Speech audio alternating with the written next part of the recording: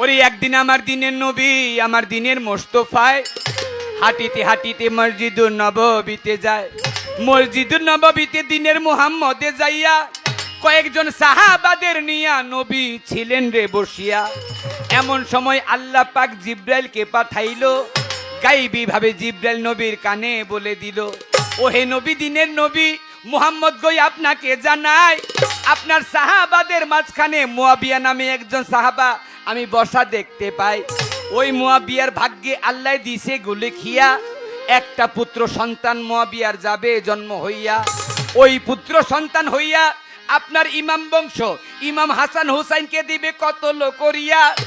এই কথা যখন নবীর কাছে মুয়াবিয়া, এই কথা যখন জিব্রাইল নবীর কাছে দিলেন রে বলিয়া, ভয়ের চোটে সব সাহাবা কাঁপিতে লাগিল, আর সবার মধ্যে হইতে মুয়াবিয়া দাঁড়াইয়া গেল।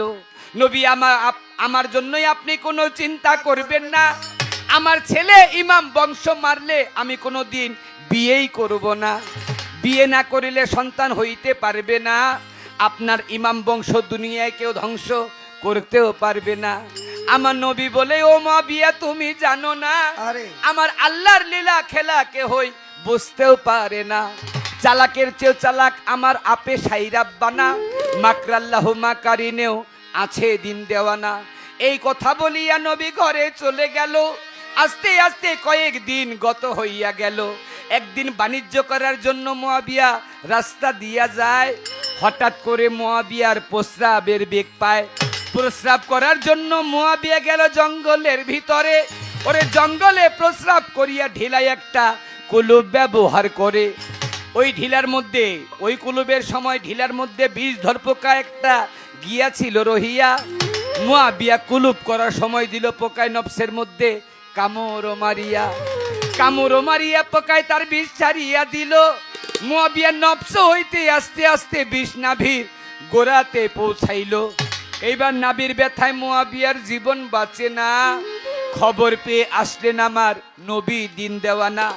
এক পাত্র পানি আমার নবী হাতে নিল। পরে ফুক দেওয়ার আগেই জিব্রাইল এসে নবীর কাছে বলিতে লাগিল, নবী, এই পানিতে আজকে আপনি ফুক মারিবেন না, ফুক মারিলেও পানি কিন্তু কাজ করিবে না। নবী গো, যা কিছু হইতেছে, ওই মুয়াবিয়া ব্যবসা করতে যাবে, তিনি প্রস্রাব লাগবে, প্রস্রাব করতে জঙ্গলে যাবে, ঢিলা কলুব নিবে, ঢিলের মধ্যে পোকা থাকবে, সেই পোকা কামড় দিবে, ওই পোকা থেকে বীজ উঠবে না ভিড় গোড়ায়। যা কিছু হইতেছে সব হইতেছে আল্লাহর ইচ্ছায়। আল্লাহর ইচ্ছা ছাড়া গাছের একটা পাতাও নড়ে না। তাই আপনি যদি এখন পানি পরে দেন, এই পানি পড়াটা হয়ে যাবে আল্লাহর ইচ্ছার উপর দিয়া। আল্লাহর ইচ্ছার উপর দিয়ে কিছু করা যাবে না। আবার আপনার ফু দেওয়া পানিতে কাজ না করলে আপনার সম্মান একটু কমে যায়, আপনার সম্মানও কমানো যাবে না, আল্লাহর ইচ্ছার উপর দিয়ে কিছু করা যাবে না। আমার নবী হাতের পানি তখন সঙ্গে সঙ্গে ফেলে দিল। মুয়াবিয়ার কাছে যাইয়া নবী বলিতে লাগিল, মুয়াবিয়া, একটা কাজ করলে তোমার নাভির ব্যথা জীবনের তরে যাইতে পারে। ওরে বিয়ে যদি করো তুমি এই ভব সংসারে, বিয়ে করলে তোমার নাভির ব্যথা সঙ্গে সঙ্গে যাইবে রে চলিয়া। যখন এই কথা নবী ওই মুয়াবিকে বলিলেন খুলিয়া, এইবার নাভির সন্তান হইতে